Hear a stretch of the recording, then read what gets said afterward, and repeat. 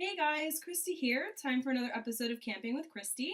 Today I'd like to talk to you about cooking equipment as far as camping goes. There's a lot of different things that you can take with you camping in order to assist you in cooking your food.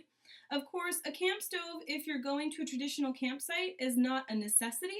A lot of times there's a fire ring supplied for you there, and that fire ring will have a cooking grate. They're not always the cleanest things in the world. Make sure you bring with you something to clean that grate off with. Today, I'm going to be talking with you about the camp stove that we have purchased. It's a Primus camp stove, as well as the backpacking stove that we have really grown to love. It's a Jetboil. So this is our camping stove.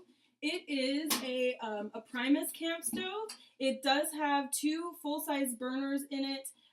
These burners are large enough to hold a full-size frying pan, as well as a saucepan or maybe a kettle, depending on what it is that you're cooking for breakfast or maybe dinner. It also has an automatic ignition switch. However, we've found that this particular ignition switch does not work in anything other than very low wind situations. If there's any kind of a breeze, you're going to want to bring a lighter. We really like these Bic lighters because of the longer nozzles, so that way it gets your hand back away from the flame.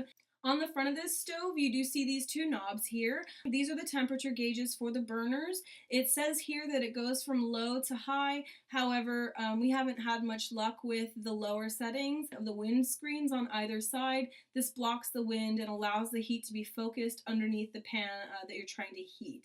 This stove does take a standard-sized propane fuel canister, which looks a lot like this. And just to show you in comparison with the fuel canister for the backpacking stove, it is a much larger canister. It also holds more fuel so you can cook longer. However, when backpacking, this one is a lot lighter, it's a lot more compact, and it doesn't take up nearly as much room as something like this would. And imagine once this is empty, you have to take this home with you. And so you'd hate to be lugging around this huge steel canister all the way back to the trailhead. The next stove I'd like to tell you about is our backpacking stove. We went with this Jetboil model. As you can see, it's very small and compact in comparison to, let's say, the canister of fuel that you use for the camping stove. It's about the same size. So, but this little stove is a real champ. It does have a coil system on the bottom here that allows it to radiate heat better and to hold heat in, so that way you use less fuel to heat your water, which is very important when trying to conserve. This canister is the canister that you put your water in to heat it up for your meals. Typically when backpacking you use dehydrated food, so a lot of the times the things that you're heating are just water, so that way you can reconstitute whatever it is that you brought with you. But what's great about this particular type of stove is that, like I said, this is a canister, but inside this canister are all of the things that you need to put the stove together. So it's very compact, which is important. This is the stand that you put the fuel canister on.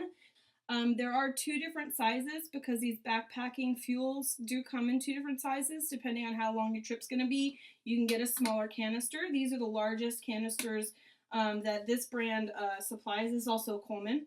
But it does snap right onto the bottom here. So there, it's perfectly secure, and now it gives you a much larger footprint to stabilize your cook stove. Inside here, this is the actual heating element itself. As you can see, this is where the flame comes out. This is the little ignition starter, so you don't want to damage that. But you can see on the bottom here, this is where the canister connects. But before you do that, you want to flip this up. That's how you control the size of your flame. This stove is not a high-low stove. This is basically an on-off stove, so there really is only one temperature. That's the same. It's very similar for most backpacking stoves. But you can see here, there is the electronic ignition switch, and if I can get close enough, you see that little spark? That's what's going to start your fire. It does screw onto your fuel canister just like this.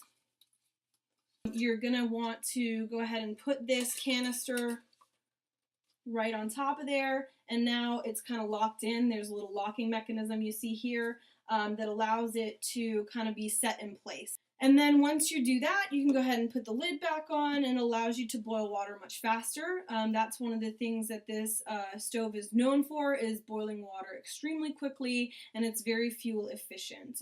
That if you do want to use this stove for cooking on a pot, you can put this little addition on here. It does snap right into place there, and you can lock it into place, and that way that's not really going anywhere. And then that gives you a nice flat surface.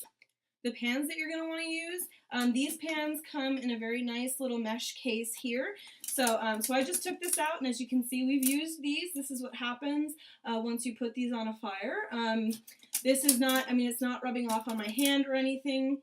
It's just discoloration from the way the metal reacts with the heat.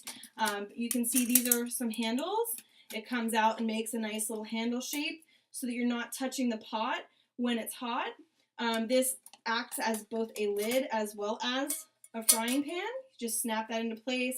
Now you have a frying pan. Inside of this pot is another set of pots. Here's a smaller frying pan. But even still, okay, so this is the same size canister as I showed you before. It does nest inside of all the pots. And there's actually still another little sauce pot inside of here. So with this one set of pots, you get 2 frying pans of varying sizes, as well as 2 sauce pots of differing size as well.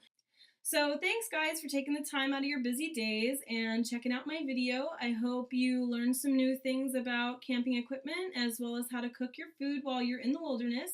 And hopefully you'll check back in with me next week. Until then, I hope I see you in the wilderness.